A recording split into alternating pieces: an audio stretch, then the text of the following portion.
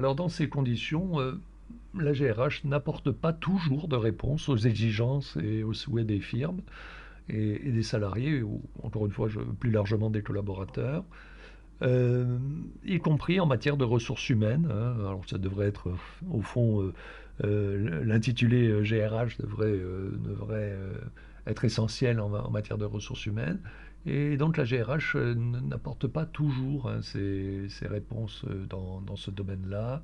Et ça peut poser quelques difficultés. En tout cas, ça peut apparaître comme paradoxal. Alors, de ce point de vue-là, on peut considérer qu'il y a plusieurs exigences, hein, des firmes en général, auxquelles la GRH, justement, ne répond pas correctement ou ne répond pas toujours correctement. On peut dire sans crainte de se tromper que la plupart des firmes vont plutôt, comme je l'indique sur la diapositive, chercher à réagir au manque d'attractivité de certaines branches ou de certains métiers ou de certaines régions.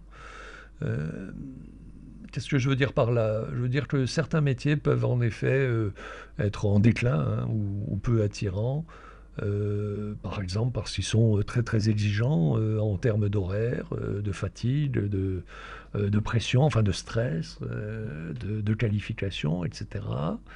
Et par rapport à ces aspects-là, ces exigences, ils peuvent ne pas être très bien payés ou ne pas être payés, je dirais, à un prix suffisant pour attirer les salariés.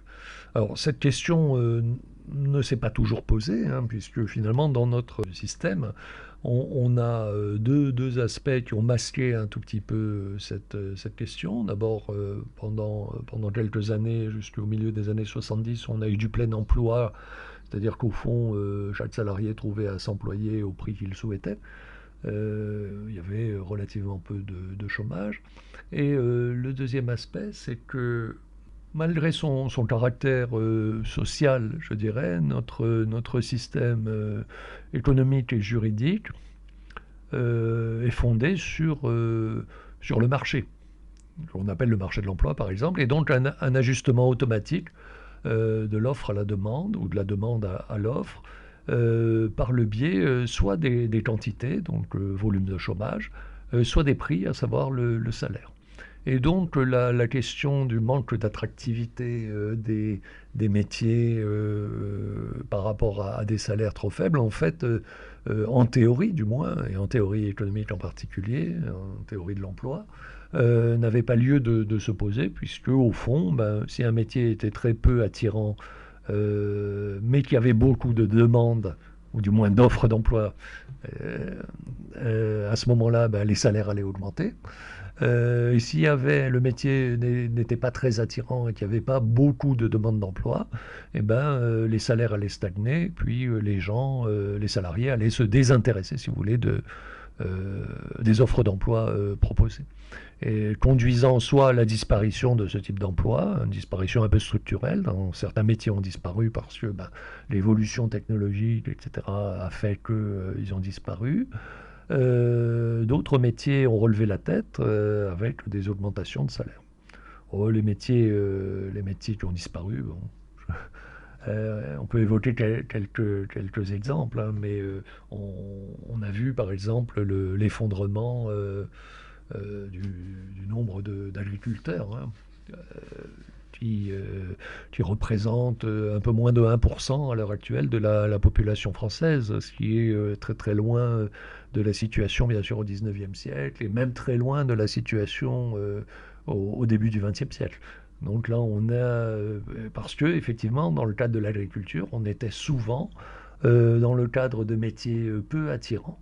Alors je parle de principe, hein, je ne veux pas en faire nécessairement une vérité ou totalement une généralité, mais on était souvent face à des métiers en déclin parce qu'ils étaient peu attirants et que finalement, euh, on n'arrivait pas à recruter dans les professions. Et là, c'est pas tellement un rapport entre employeurs et salariés, c'est plus un rapport économique entre des secteurs différents, hein. l'agriculture n'arrivait pas à attirer suffisamment de bras pour travailler parce qu'elle n'arrivait pas à rémunérer à travers les exploitations agricoles les personnes qui voulaient être dans l'agriculture. Toujours quelques exemples, hein, entre parenthèses, on parle souvent des déficits d'enseignants, de soignants, de policiers ou de gendarmes dans certains départements ou dans certaines académies, hein, pour parler des enseignants. Ben oui, effectivement, ça existe, et ça existe souvent quand le marché ne fonctionne pas bien, c'est-à-dire qu'au fond, parmi les professions que j'ai citées, on a beaucoup de personnel public, enseignants du public, soignants des hôpitaux, policiers du public, bien sûr, gendarmes du public. Qu'est-ce que je veux dire par là? Eh ben, je veux dire qu'au fond, là aussi, le marché devrait fonctionner, mais il ne fonctionne pas pour d'autres raisons, à savoir que, par exemple, les pouvoirs publics en général n'arrivent pas à augmenter les rémunérations de ces personnes pour pouvoir attirer suffisamment de monde parce que les métiers sont devenus de plus en plus difficiles. J'évoquais les horaires, la fatigue, le stress, les problèmes de qualification, etc. Alors des efforts sont faits par les gouvernements et tout récemment on voit passer au journal officiel de la République française, puisque c'est une obligation, toutes les revalorisations de primes, mais c'est vraiment quasiment du quotidien. Enfin c'est très très très très fréquent depuis la crise des Gilets jaunes. Des primes de ci pour les policiers ou les gendarmes, des primes de là, etc., pour différents niveaux, pour différents corps, pour les corps de contrôle, pour les corps de commandement, etc. Pour les enseignants, il y a sans doute eu une revalorisation. Pour les soignants, on a parlé du Ségur de la santé, donc en 2020, Ségur, parce que c'est l'avenue de Ségur, c'est le siège du ministère de la Santé, comme on parlait du Grenelle parce que en 1968, les accords de Grenelle avaient été conclus au ministère du Travail, qui est à la rue de Grenelle à Paris, et donc dans le 15e arrondissement. Donc l'avenue de Ségur dans le 7e arrondissement, c'est le siège du ministère du Travail. Donc on dit le Ségur de la santé qui devait permettre d'augmenter considérablement les rémunérations des soignants pour boucher les trous révélés par la pandémie. Bon, voilà. Donc je ferme la parenthèse hein, sur ces aspects un peu d'illustration. Donc certains métiers manquent d'attractivité. Donc les entreprises essayent de réagir à ce manque. Elles peuvent ou elles ne peuvent pas en augmentant notamment les salaires. Il est aussi probable, comme vous le voyez sur la diapositive, que certaines firmes ou organisations veulent aussi ou recherchent des compétences rares. On reverra cette question un tout petit peu plus tard dans le cours, hein, notamment dans le cadre de ce qu'on appelle la recherche des talents. Alors, par parenthèse, je pense ici simplement pour fixer les idées à certains types de métiers nouveaux, relativement nouveaux, en lien par exemple avec les nouvelles technologies, comme on dit, hein, comme la valorisation, les métiers qui tournent autour de la valorisation des données personnelles, ou de l'organisation du travail avec les techniques qu'on appelle les techniques d'ordonnancement. Métiers nouveaux aussi, ou relativement nouveaux, qui peuvent être en lien avec les échanges internationaux, hein. Par exemple, pour travailler à l'international, comme on dit, on a besoin de personnes parlant parfaitement des langues étrangères. Alors, bien sûr, l'anglais est requis dans la plupart des cas, de plus en plus d'autres langues, l'espagnol, l'arabe, le chinois. Au fond, les grandes langues mondiales qui permettent aux entreprises de faire des affaires au-delà de leur cadre local ou national. Toujours dans ces métiers nouveaux et ces compétences rares hein, qui peuvent être requises par les entreprises, il peut y avoir des métiers en lien avec des impératifs réglementaires ou de sécurité. Ici, j'ai l'idée, hein, de personnes compétentes pour réaliser telle ou telle mise aux normes, comme on dit, hein, depuis les années 80, avec l'absorption, hein, enfin l'intégration, pardon, de la France dans l'Union européenne à partir des années, milieu des années 80, et plus encore avec le traité de Maastricht en 92 et les traités européens de 2007.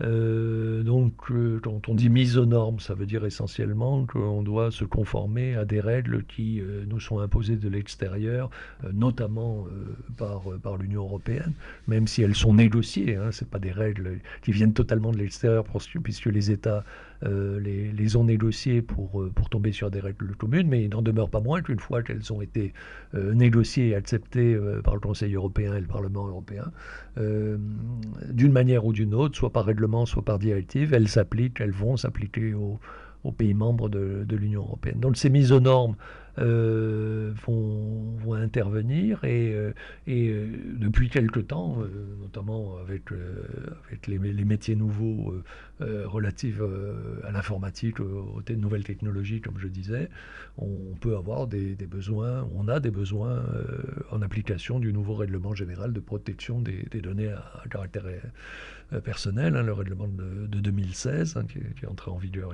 il y a 2 ans. Il peut aussi s'agir dans le contexte actuel, hein, d'une mise aux normes sanitaires. C'est-à-dire qu'il est possible que chaque État ou l'Union européenne, enfin, a priori, la santé n'est pas de sa compétence, mais chaque État prescrivent, hein, sur son territoire des mesures de sanitaires imposées aux entreprises, comme il existe des mesures imposées, par exemple en matière électrique, en matière d'établissements recevant le public, etc., etc. Donc il y a peut-être des métiers nouveaux qui vont être amenés à se développer, des métiers d'agents ou d'officiers, comme on dit en anglais, d'officiers sanitaires, qui coordonnera la mise aux normes sanitaires des entreprises dans le cadre de telle ou telle pandémie, par exemple. Alors, je passe rapidement pour vous donner une idée, hein, mais il y a cette question du turnover. Beaucoup de firmes ou d'organisations souhaitent, parce que c'est coûteux, limiter le turnover et les problèmes annexes, hein, qui sont liés à ça, les coûts directs et indirects, de recrutement, de remplacement, etc. Les coûts de sécurité aussi. Bon, ça a l'air anecdotique, mais quand vous avez du monde qui défile dans l'entreprise, ben forcément vous distribuez des codes, vous avez du monde qui est peut-être qui a accès à des fichiers, etc. Tout ça, ça se gère. Le coût de remplacement, donc on l'a évoqué, il faut recruter du monde. À plus long terme, il peut y avoir aussi des coûts qui sont liés à ce que j'appellerais de manière un peu globale la perte de mémoire, hein, dans le système. C'est-à-dire que si vous avez beaucoup de monde qui défile dans l'entreprise de manière un peu irrégulière, eh ben, la mémoire liée au travail, à la clientèle, aux fournisseurs, etc., aux manières de faire, on verra un peu plus loin dans le cours aux questions de culture d'entreprise, cette mémoire va avoir des trous, va être défaillante et ça va poser des problèmes aux firmes. Donc le turnover et les problèmes annexes sont un problème, bien sûr, pour les firmes, les entreprises, qu'elles cherchent à limiter, en quelque sorte. Et on aborde ici, hein, on abordera des questions liées au capital humain, entre guillemets, hein, qu'on détaillera un tout petit peu plus loin. Et là, c'est un peu l'idée de capitaliser, comme je l'indique sur la diapositive, sur l'humain pour pouvoir chercher comment on va fixer les gens, les fidéliser, fixer les personnels, essayer de les impliquer, et puis d'éviter, hein, ces problèmes liés au turnover, comme on dit. Alors dans l'immédiat, je vous demande de réfléchir de votre côté à d'autres exigences générales des firmes en matière de ressources humaines au sens large. Euh, Essayez de réfléchir le plus largement possible, hein, sans forcément vous brider, mais de sorte qu'on puisse le plus possible élargir cette liste que j'ai dressée sur la diapositive que vous avez à l'écran. Alors il est probable que vous verrez beaucoup de problèmes de ressources humaines, hein, qui ne seront pas correctement traités par la GRH traditionnelle. Alors j'emploie ce terme avec guillemets, c'est-à-dire la GRH fondée, comme je l'indiquais, sur les aspects essentiellement légaux et budgétaires. Et puis, à l'inverse, enfin peut-être pas à l'inverse, mais en miroir, on peut constater aussi que la gestion des ressources humaines n'apporte pas non plus toujours de réponse aux exigences, ou du moins aux souhaits des salariés, des candidats à l'emploi en général. En effet, de leur côté, les salariés, ou plus largement donc les candidats à l'emploi, ont eux aussi, hein, des souhaits vis-à-vis de leur employeur ou leur futur employeur. Et parmi ces souhaits ou ces demandes, on classe généralement au premier rang les questions de rémunération.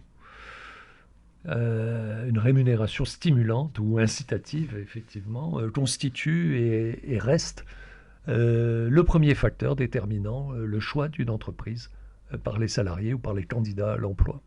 Par parenthèse, hein, ce choix n'est pas toujours sans ambiguïté, hein, en particulier sur la question du maintien ou du renouvellement des incitations, excusez-moi, financières.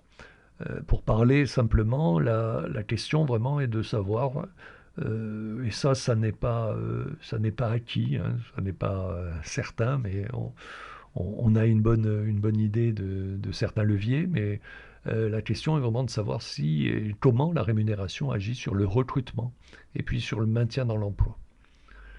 Alors il y a plusieurs hypothèses, hein, je ne vais pas trancher le débat, hein, loin de là, ça sera l'objet d'un autre cours en Master 2.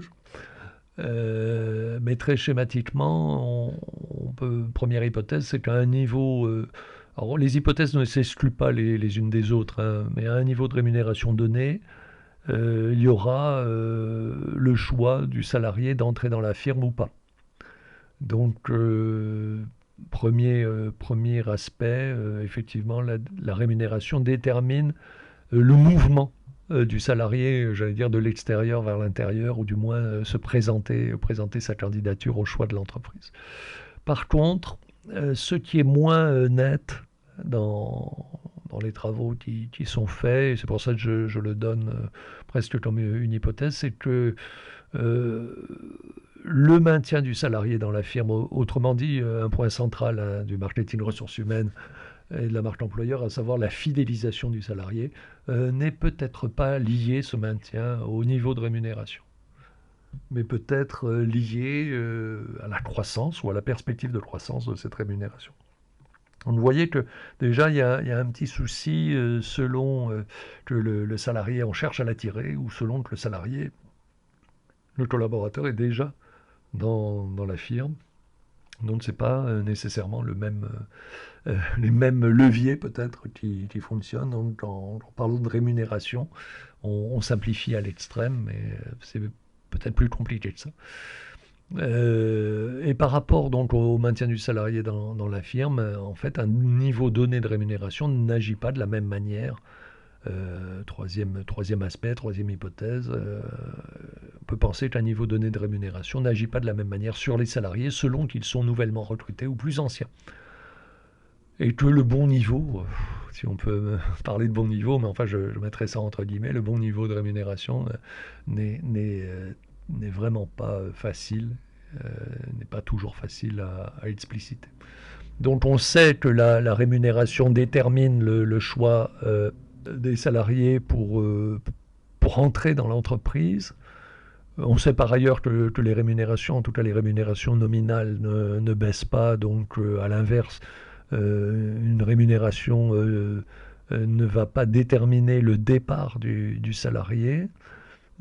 Par contre, ça va peut-être déterminer d'autres aspects, comme le maintien de la capacité de travail du salarié, etc. On reverra ça, c'est un point important, on reverra ça dans la deuxième partie du cours, hein, sur le comportement, hein, des cibles, entre guillemets, du marketing RH, à savoir des collaborateurs. Voilà, je ferme la parenthèse, hein, sur cette question de rémunération stimulante, hein, c'est quelque chose qui est acquis, hein, mais dont les détails restent en débat. Alors il y a d'autres aspects que la rémunération, d'autres aspects qui peuvent jouer aussi un rôle. Alors, comme on le voit sur la diapositive, il s'agit par exemple de la possibilité d'évolution, de mobilité de carrière, hein. Ça peut être une mobilité géographique ou professionnelle. Alors de ce point de vue-là, la politique de formation de l'entreprise peut avoir un effet attractif, hein, en complément de la rémunération. Donc une entreprise qui forme ses propres salariés va peut-être apporter un plus, hein, pour que ces salariés restent dans la firme. Autre aspect qui peut jouer un rôle, hein, la recherche, hein, d'un certain bien-être. Et à ce titre, hein, de plus en plus d'entreprises cherchent à se faire connaître, non seulement par la clientèle, donc par rapport aux produits vendus, bien sûr, mais par les salariés comme étant des entreprises où il fait bon travailler. C'est un peu le concept de l'organisation euh, qu'on appelle Great Place to Work, un endroit génial pour travailler. Et donc cet aspect est important, et est un indicateur, hein, du changement de comportement de l'entreprise, c'est-à-dire qu'en cherchant à attirer, l'entreprise cherche j'allais dire, à se faire bien voir, et elle ne va pas forcément directement, on reviendra sur cet aspect-là, mais elle ne va pas forcément directement chercher les salariés pour les embaucher, ce qui serait une situation un peu proche de celle de la démarche vis-à-vis de la clientèle, mais au contraire, va se montrer, l'entreprise va se montrer, et se montrer sous un jour attirant. Donc c'est au fond, au lieu d'aller vers les salariés, au lieu d'aller vers les clients, l'entreprise va faire que les clients ou les salariés viennent vers elle. Et ça, Great Place to Work, c'est un- un système justement qui permet ça. Alors indirectement, on peut penser aussi qu'une entreprise où les salariés sont heureux est plus attirante, hein, pour la clientèle qu'une entreprise où les salariés ne sont pas heureux, hein. C'est le, le mécanisme d'ailleurs qui a fondé la mise en œuvre de la marque employeur. C'est une sorte de système un peu vertueux où une entreprise où les gens sont bien va maintenir les personnels qui vont produire mieux ou plus, et qui vont satisfaire les clients, et ils vont augmenter les bénéfices, qui vont augmenter les salaires, qui vont permettre d'attirer encore plus de personnel, etc., etc. Bon, on reverra ça, mais si vous voulez, c'est un aspect intéressant, assez logique, je dirais. Après, est-ce que ça marche vraiment comme ça? On n'en est pas tout à fait sûr, mais il est très peu probable qu'on préfère tous travailler dans une entreprise agréable plutôt que dans une entreprise désagréable, à prix égal, je dirais, à salaire égal. Dans ce cadre-là, justement, les recherches du bien-être, certaines entreprises ont commencé à se doter de happiness officers, donc d'agents chargés du bien-être et chargés notamment de la bonne ambiance au travail. Donc, vous voyez, l'idée fait son chemin. Dernier point, enfin, quand je dis dernier, c'est pas nécessairement le dernier, il y a- on peut en trouver d'autres, mais euh, on peut aussi réfléchir sur les exigences ou les souhaits des salariés et des candidats à l'emploi, à d'autres considérations internes ou externes qui peuvent motiver justement les salariés, indépendamment de la rémunération, du potentiel d'évolution ou du bien-être, hein, comme on vient de citer ces aspects-là. Je pense par exemple aux conditions de travail, on reviendra aussi sur ce point, à la localisation géographique de l'emploi, avec ce slogan très très ancien maintenant, où les salariés revendiquaient de vivre et de travailler au pays. Je pense aussi aux salariés qui travaillent en couple ou en famille, hein, dans une même firme, Là, ça peut être aussi des considérations internes, hein, qui motivent le maintien dans l'emploi, ou en tout cas qui sont une revendication un peu des salariés vis-à-vis de l'entreprise. On peut penser aussi au congé, à souplesse en matière de congé de garde d'enfants, à la possibilité plus ou moins effective, hein, de mettre en œuvre du télétravail. Donc ça rentre, si vous voulez, dans ce que j'appelle les considérations internes et externes. Alors par parenthèse, certaines grandes firmes ont eu pendant longtemps un recrutement à base familiale, voire à base syndicale. Et il y a 50 ou 60 ans, vous ne pouviez pas être recruté à EDF ou à la SNCF si vous n'aviez pas de la famille des gens employés ou même la carte de tel ou tel syndicat. À EDF, par exemple, vous pouviez avoir trois générations de salariés dans la même famille. C'était pas du tout rare. Alors, probablement, ça faisait aussi l'aspect d'une sorte de consensus entre la direction et les salariés pour permettre cette stabilité du recrutement et la stabilité des comportements aussi, la fidélité des salariés à la firme. Plus récemment encore, hein, certaines entreprises à forte implantation locale, hein, je pense en particulier au groupe vendéen Beneteau, hein, qui est le numéro 1 mondial de la construction de navires de plaisance, quand même, hein, qui est implanté à Saint-Gilles-Croix-de-Vie. Ce groupe recrutait et recrute encore souvent, un peu moins quand même, mais sur une base familiale, à savoir les enfants ou les petits-enfants d'employés de la firme, salariés de la firme. Alors, on comprend aussi que ce type de recrutement peut constituer à la fois un facteur de rigidité ou de résistance au changement à l'intérieur de la firme, en même temps qu'une forte cohésion interne. Alors voilà, en gros, hein, je ferme la parenthèse, mais voilà donc en gros les exigences des firmes, hein, très très globalement et très incomplètement indiquées, et aussi les exigences des salariés.